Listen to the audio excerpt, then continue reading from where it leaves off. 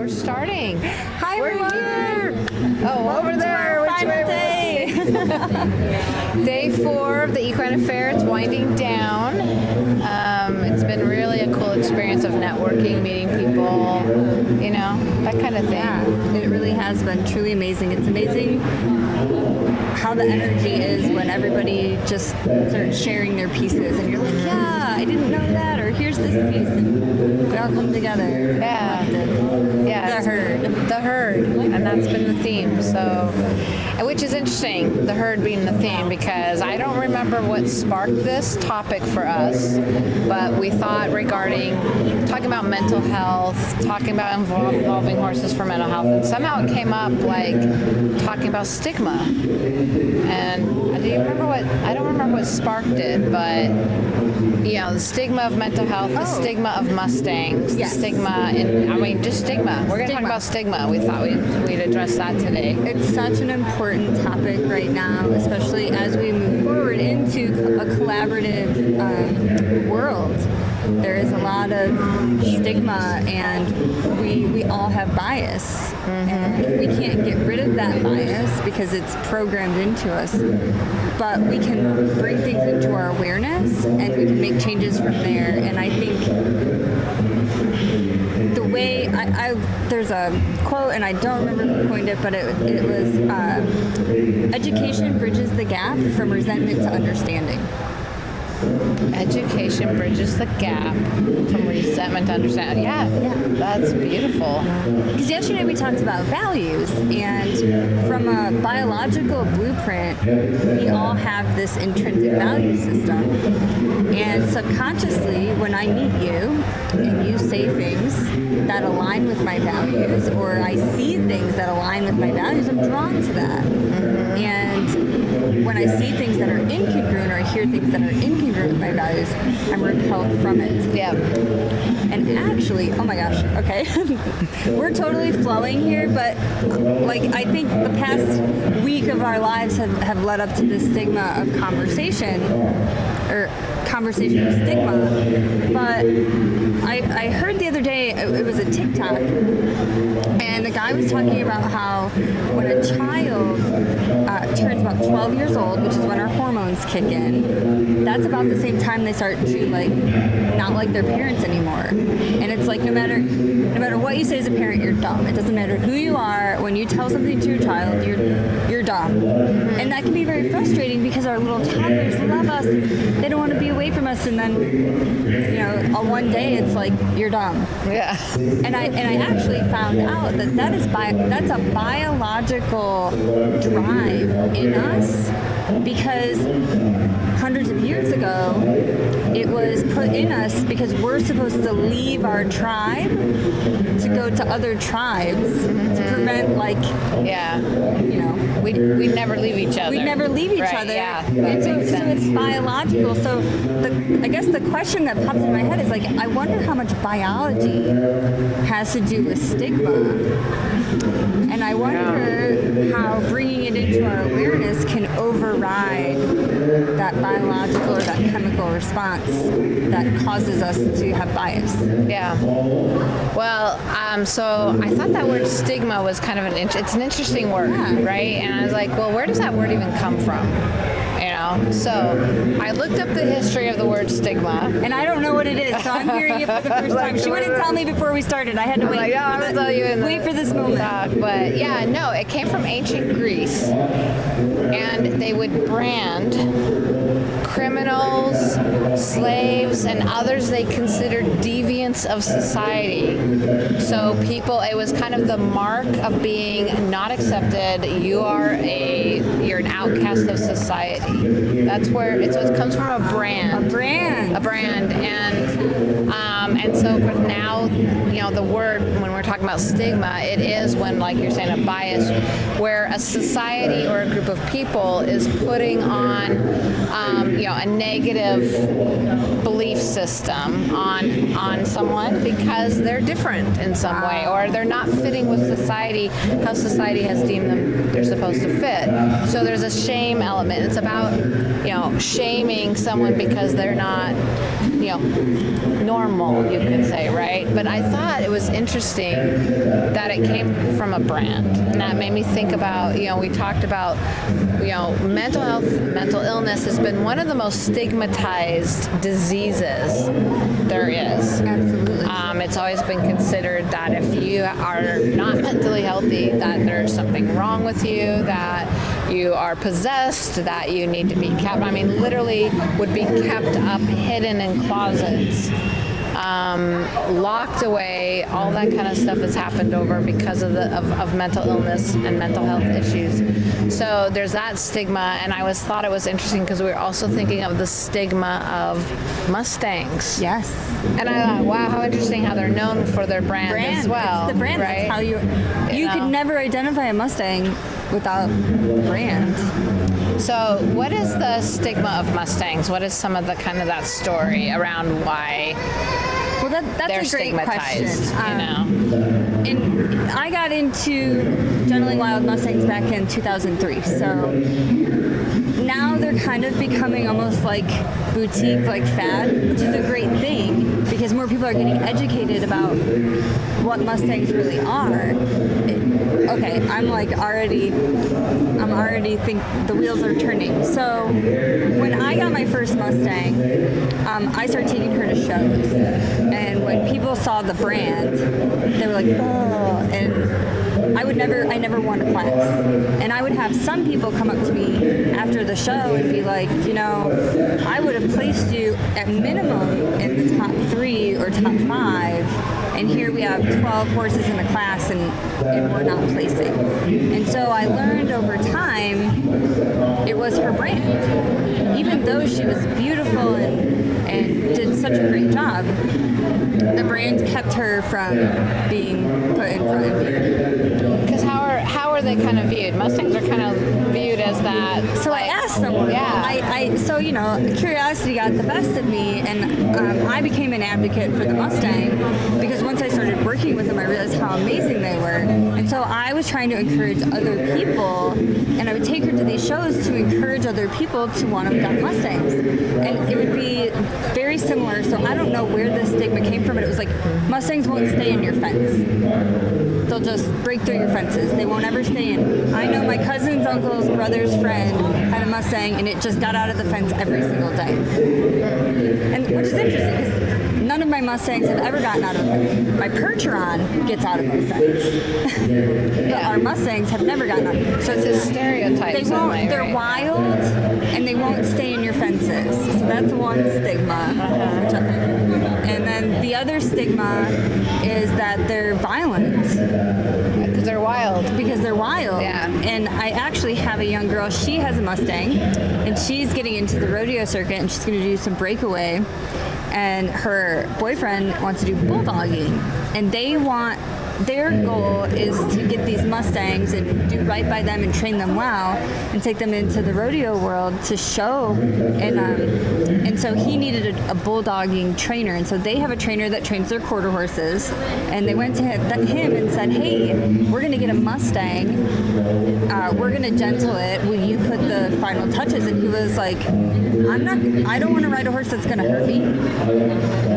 That was his initial response. She said fear just like his physiology changed, and he's like, I don't want to train a Mustang, it's gonna hurt me. So they think that they're violent, and what that perceived violence is actually, oh, this is good. They're highly intuitive, right? Because they haven't been generationally dulled by interacting with humans, because that's part of what we do. We dull horses, spade's a spade. And so they haven't been dulled by us, and what that does is makes them really sensitive and intuitive. But when we go and look at veterans, right, they are also highly sensitive and intuitive. Why? Because their lives depended on it. When our combat veterans go and they're in the deployed location, they're basically prey. They have to be hyper vigilant, they have to be hyper aware. And I think that creates neural pathways that allow them to stay that way, right? So if you're deploying year after year, you're going to program your brain to be really, really sensitive. And so, you know, our brain doesn't discriminate information. So if you're getting sensitive about your environment because you think that you might be attacked at any moment, then you've heightened your senses. And now you're hypersensitive. And when you come home, even though you're not in the deployed location, now you're sensitive to other people's emotions, feelings, responses, being in crowds, being in stressful situations. So I think it's kind of there's really a connection there. And what do people say about veterans? Oh, PTSD, they're violent, you know, they're gonna shoot someone, or, you know. The stigma goes on being a veteran. Right? Yeah, the stigma of being a veteran. And so I think that's part of the reason, and it's what I've seen from partnering with horses with veterans and watching them work through those challenges, is that their stigmas, they both have stigmas for being violent, and really they're highly misunderstood because it's not actually violence, it's hypersensitivity. For whatever that's worth. Right. And that's part of the stigma, is the misunderstanding. With back to your quote, I love that. Education bridges the gap between, was it misunderstanding and resentment to understanding. Resentment to understanding. Okay. Yeah, I know. I love that, because it's like, it's just a matter of learning and understanding. You know, same with mental health in general. It's been interesting because even talking around here at Equine Affaire, I mean, people aren't here to learn about mental health. They're here to learn about horses. Yeah. And so sometimes it's kind of a child like, hey, do you want to talk about mental health? Do you want to talk about how horses can be such a benefit for mental health? And you know, just like, okay, what's your beliefs about mental health? You know, and there's a lot of belief systems around that, and not people thinking, wait a minute, mental health is physical health. It's like, it's about health. And we're all going to struggle. We all have our ups and downs. And then when we're not perfect, I'm looking over here at it's funny, I'm looking over here at the stall across from us, and it's talking about saddlebreds, the perfect horse. And I'm like, okay, which I'm, you know, yes. And when we don't feel we're perfect, or if we perceive others as not being perfect, all of a sudden there can be a stigma attached to that. Wait, no, you're not supposed to look like that. You're not supposed to have mental health issues. Oh, if you're a veteran, Mustang. No, I'm not going to adopt a Mustang because they're less than some of these other breeds. They can cause these problems. And so you have another little horse, Patriot. Do you want to talk about Patriot? I would love to talk about Patriot. And Patriot is such a great analogy or metaphor for stigma, because he was born with dwarfism. And his face looks very different from most horses. And he's only 80 pounds. So from the moment that you see him, you can tell that he's different.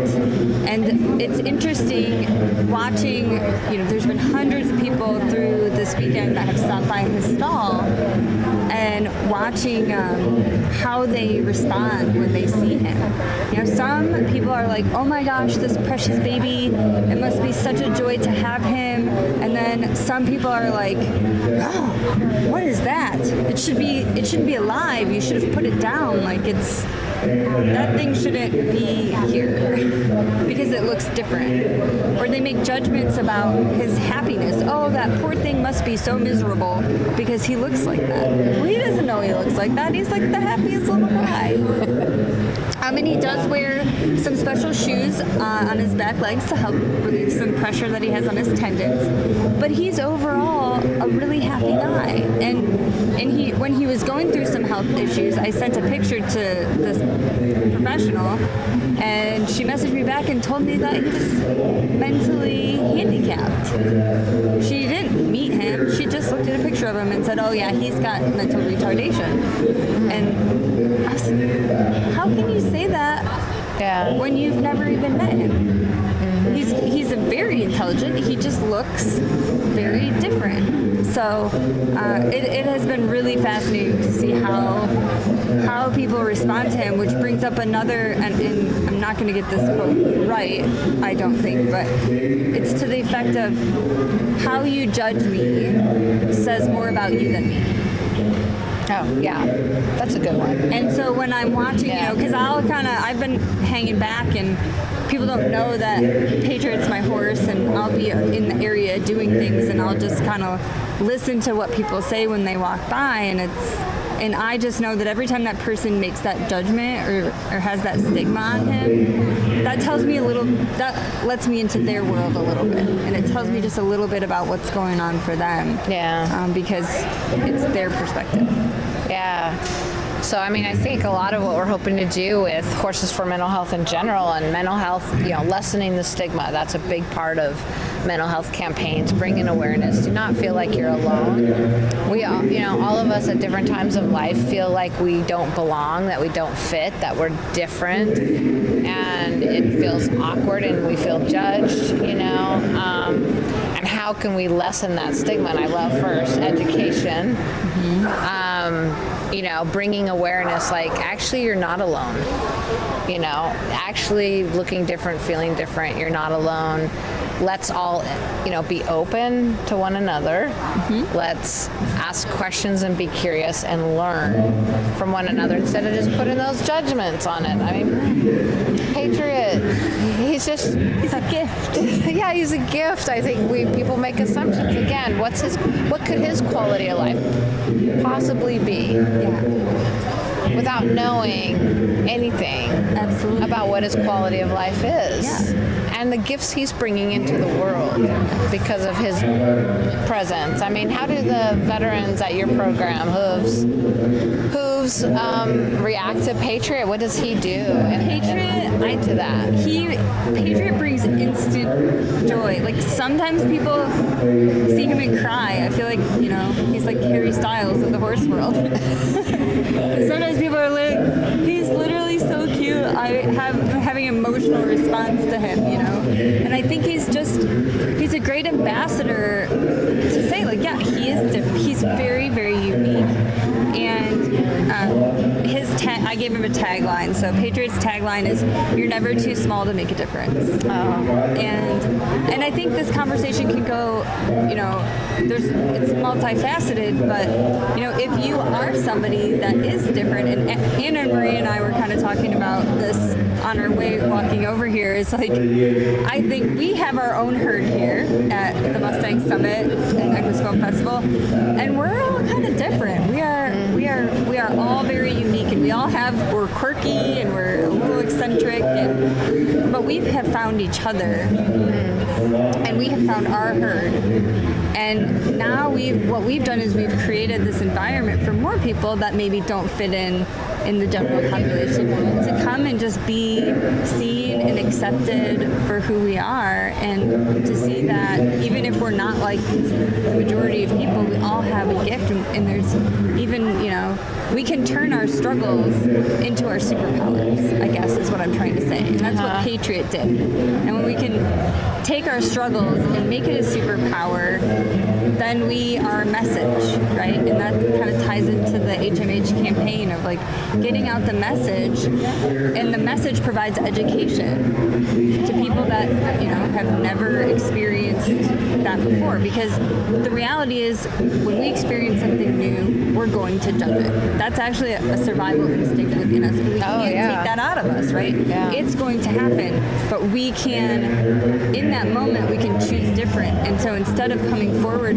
with a judgment or saying, I just had a judgment pop in my head, how can I switch over to curiosity and actually learn something and take something away from this? So, if I see somebody that's different, I like to strike up a conversation with them and just get to know them a little bit. And I promise you, I always walk away learning something I didn't know before, or have a really valuable interaction. But I think that's how we become change makers, is we leave the judgment, and you know this better than anyone, just through your teaching, it's curiosity.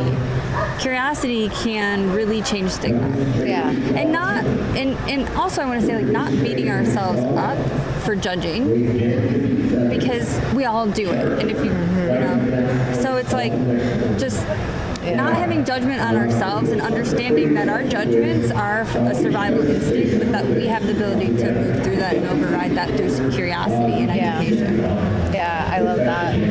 Yeah, I was actually thinking about kind of the history of promoting this type of work of involving horses for mental health. And I would, you know, 25 something years ago and going to, you know, an Equine Affaire expo, horse expo like this, and people like, what? I'm not even making the connection of horses and mental health. You know, kind of like really not interested because it's just not registering about it.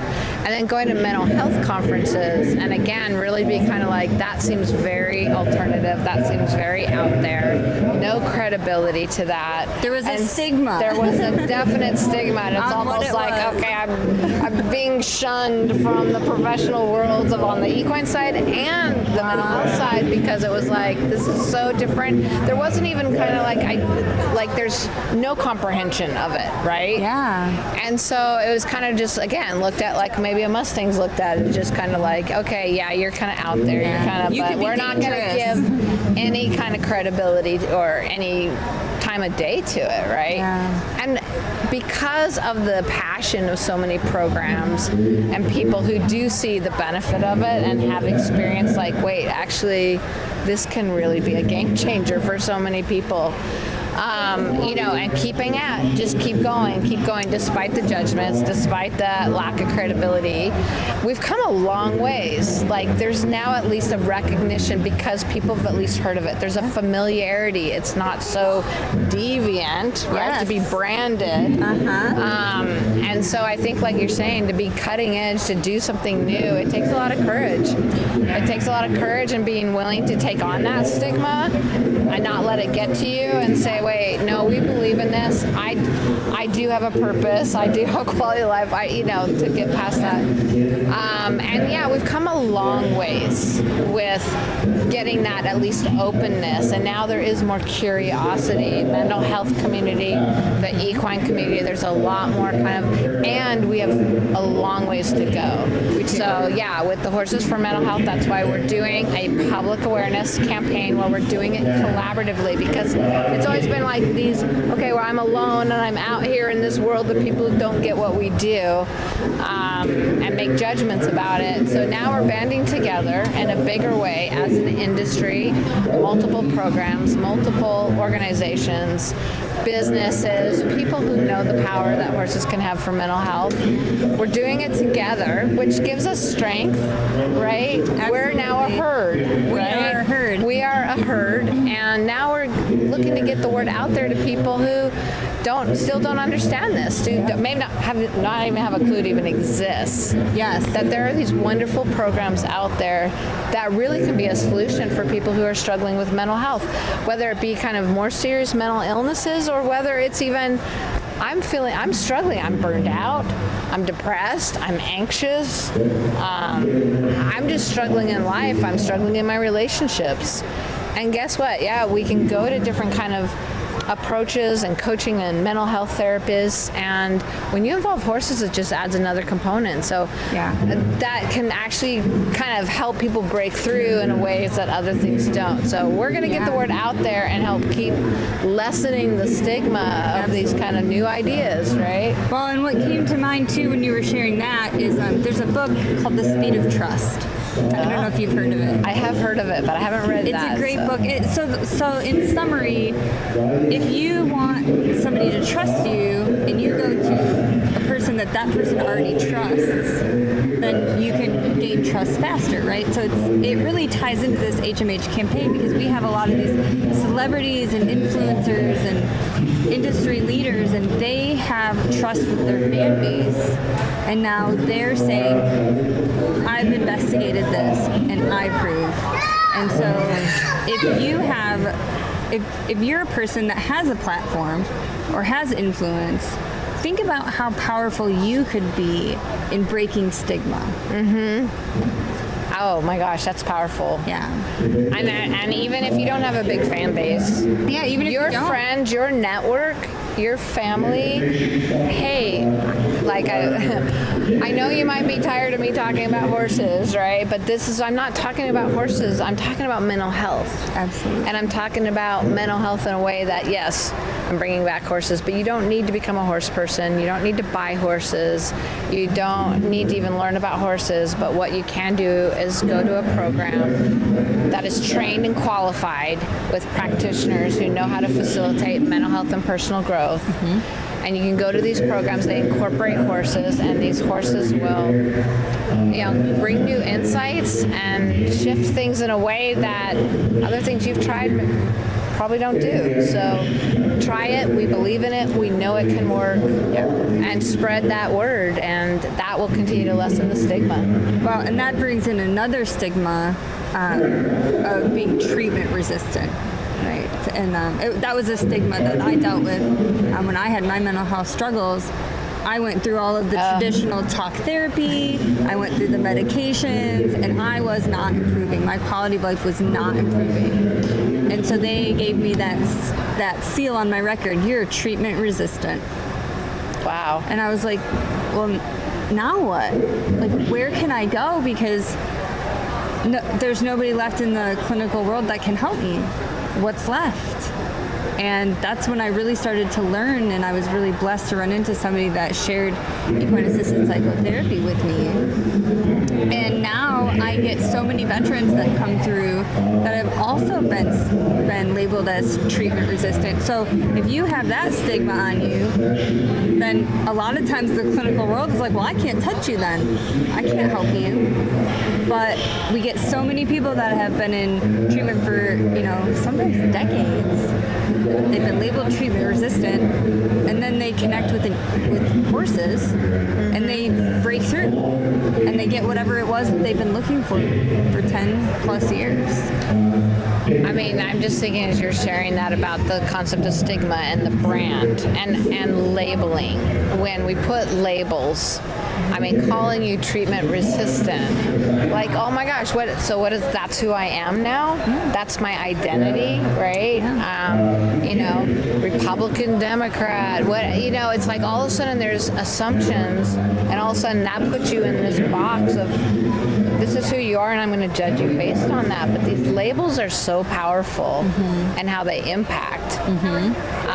And so I guess I'm wondering about this idea of what can we do when we're labeling. Yes, I got it. Okay. It just came down. Okay. Right. So there's another quote, and I cannot remember. I need to sharpen up on who said these quotes, but there's this other quote that goes, "There's nobody you wouldn't like if you knew their story." Oh, okay, that's good. I need to write that quote down. Yes, I think it was James Franco, but I'm not sure exactly who said that. But there's nobody that you wouldn't like if you knew their story. So when we talk about what can we do about stigma, if you have a stigma about something, find somebody that fits that stigma and learn their story. Learn the story. I love that. And stories tie right back into Arenas for Change and the work that you're doing there to help people understand stories and maybe rewrite them or develop them in different ways, and change your story, change your life, right? Yeah. Well, and as if I'm putting a stigma on you, for instance, that kind of I wonder what your story is. I wonder what Patriot's story is. I wonder what that Mustang story is. I wonder what that veteran's story is. And starting to understand the story. Yes. Absolutely. I just, again, thinking about that judgment of quality of life and what's your purpose. If you look like Patriot, what could your purpose possibly be to keep living on this earth? Absolutely. And wow, what a judgment to put on someone else, And I think about, I was getting ridiculed on social media for keeping Patriot alive at one point when he was going through his rehab, and somebody had posted something, and one of my friends came on and said, you're saying this, but look at the veterans who get up every day and they're in pain. Look at the veterans who have been blown up by IEDs and maybe they're missing limbs, and then I think about Travis Mills. He's a quadruple amputee. and he runs one of the biggest retreats for veterans, and he raises millions of dollars, and I mean, he's saved so many lives. And to look at him, you could think, well, you don't have any arms or legs. What can you do? Well, he's shown what he can do. It's phenomenal. What if he bought into the stigma that he was useless?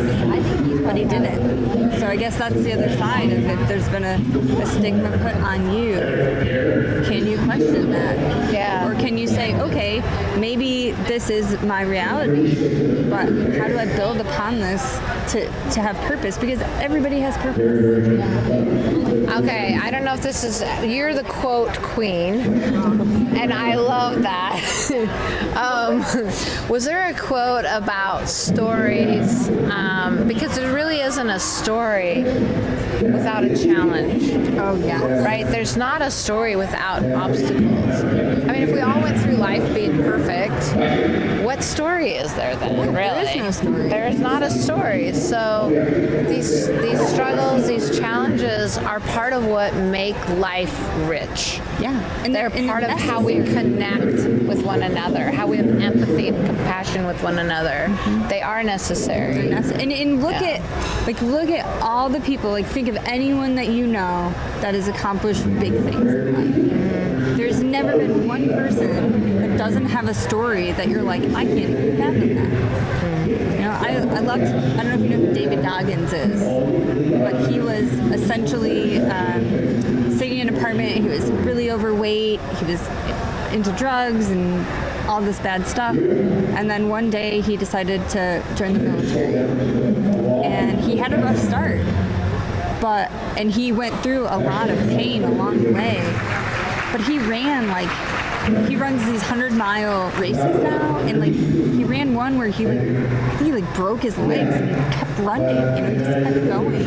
But he talks about how it's all the challenges, those are what give you strength. We can't, a lot of times people are like, oh, well, I don't feel very good about myself. Well, go pick a challenge and overcome it. There's nobody that overcomes a challenge that doesn't feel good about themselves. Yeah. And so sometimes we can build upon that through life. Of course, I have another quote. Good. I like the quote. But this is by Dr. John DeMartini, and he's a human behaviorist, and his quote is, "True growth occurs on the border of support and challenge." Oh, yeah. Right? So the only way that we can grow is through challenge. And there was a study done, there's a science, I think it was like the 60s or 70s maybe, and this researcher created a colony of mice, and he provided them with everything, and they were fully protected, they had no challenge, and they were fed, and they had everything that they needed to be happy.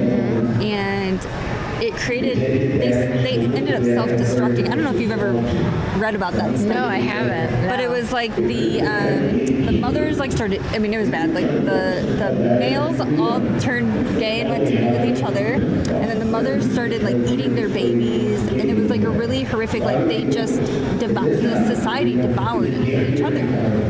Because when there wasn't because if we look at it too, challenge creates community. And I always go back to 9/11, right? So no matter what was going on 9/11, and the Democrats and the Republicans and race, religion, creed, whatever, we were all united when a challenge bigger than us came to be. Yeah. And so challenges can also unite people as well. Well, there was another part of that quote that I thought was really important too, and that was the word support. So say the quote again. True growth can only occur on the border of support and challenge. And I thought that was interesting, on the border of support and challenge. So support's a part of that. What's your thoughts on support is a part of that. And if we look at it, if we're over supported, when we have more support and less challenge, we become lazy. When we we have more challenge and less support, we become, we have hypervigilant, like we have like trauma symptoms, right? Yeah. So if you're over-challenged, you're depressed and traumatized. If you're over-supported, you're lazy and critical and judgmental, right? Because also challenge, we gain empathy through challenge. Think about it, like if you've never had to deal with anything challenging, then you don't have empathy for people that do. But if you've been through something, you're like, wow, I can really connect with that person. So, it's really bringing that into balance. But what's interesting is if we take it back to the laws of nature, in universal law, the universe is actually in balance. So there may be times where you perceive that you're having way more challenge than support. If you're in one of those situations, you can actually say, okay, where am I actually being supported? Sometimes we think that, well, that support should come from my mom and dad, but my mom and dad aren't supporting me, so I don't have support. But maybe there's a teacher, or a coach, or a friend, or a friend's parents, or a pet, or a horse, right? That is actually coming in and filling that void. To be there for you. So we're never without support. We just tend to judge the form that it comes in. I love that visual of the balance, because if we're feeling more and more challenged and we're really struggling, this idea of, well, it's time to find more support, because that's going to be a key part of our health, And sometimes we can move through challenge, our personal challenge, not by seeking support from other people, but by giving support somewhere else. Because when we give support, there's reciprocity. And I have another good quote. Okay, great. All right. This is like full of all my nuggets.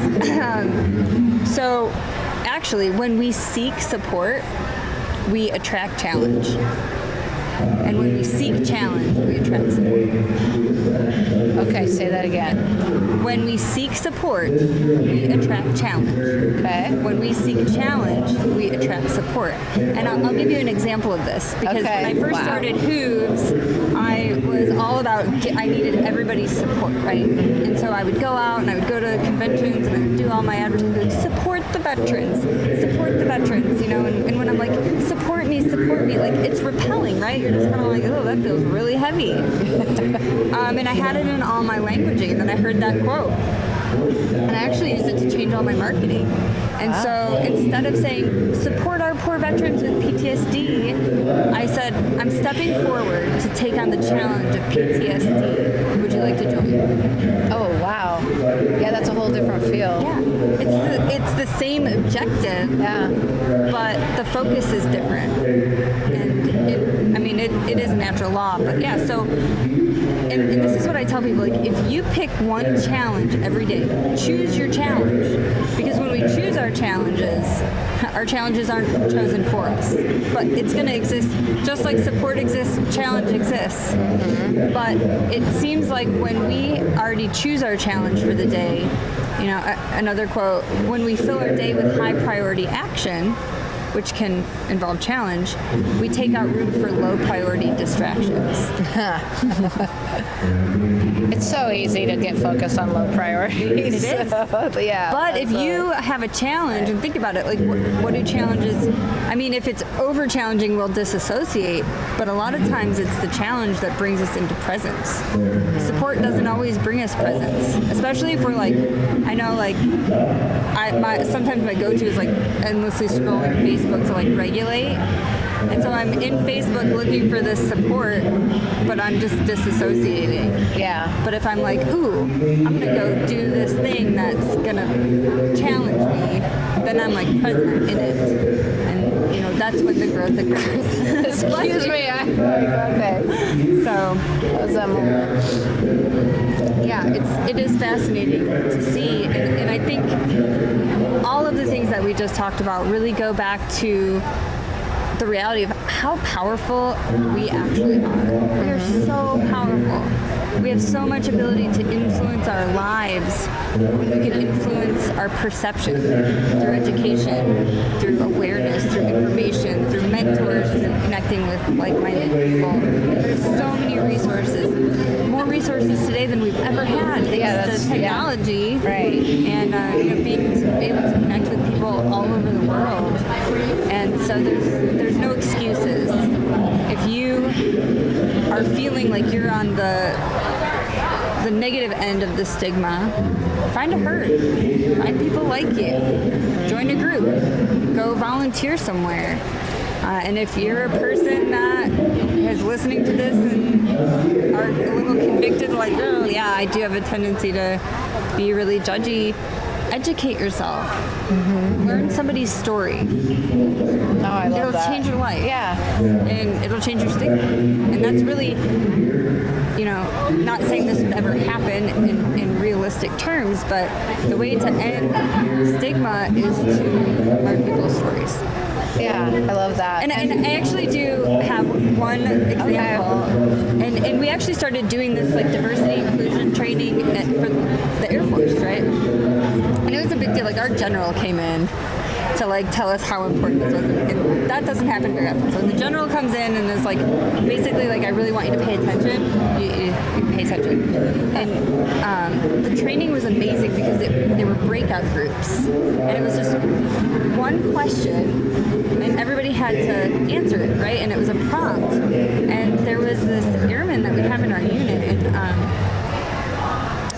and he's Hispanic, and he's a great airman, but somehow we got on his story, and he was talking about how like his parents immigrated from Mexico, and he was in gangs, and he didn't finish high school, and he was on this horrible path, and he couldn't get into the military, and then he finally did because he was a little bit older, and how it changed his life, and now he was able to take care of his parents, and he transformed his whole life, and I had so much empathy for him, and it's like, now that I know his story, I feel like we're so connected, like all of us in that moment, in that circle, at that table that day, we now have this connection that we didn't have before, all because of a story. Yeah, I think that's such a beautiful example, because stigma is about outcasting. Yeah. It's about disconnecting, and stories connect. And there's been lots of studies about when we read stories, we end up placing ourselves in the stories, the characters' shoes. Like the stories do impact us. We impact each other's stories. So hearing that and how that increases connection, which is the opposite of stigma. Absolutely. It's like, so sharing stories, and I mean, that's again back to our campaign with Horses for Mental Health, See Through Horses. So the month of May, Mental Health Awareness Month, and it really is, that's about sharing stories of transformation through horses, through mental health, because that's going to connect us. I love that. Yeah. Stigma disconnect versus sharing stories and connecting with one another. It really is. There's so much power in a story. Yeah. Wow, this was like really, I think this is such an important topic too. I'm really glad that whatever came up that made us think to do this, which I'm not totally remembering now, and just really kind of started on this topic of stigma. I just think whatever we can all do, and we're inviting everyone to do, to lessen the stigma, whether it be on mental health, whether it be on Mustangs, whether it be on little patriots and people who are different, and that this work is different, and let's lessen the stigma by sharing stories, sharing our stories, sharing one another's stories, and bringing awareness. So absolutely. Yeah. Well, thank you for being here with me for this 4 days. It's been amazing. Yeah. It's really been an honor to get to spend this time with you and to get to speak on these really important topics. To everybody out there listening, hopefully there's been some value for you too.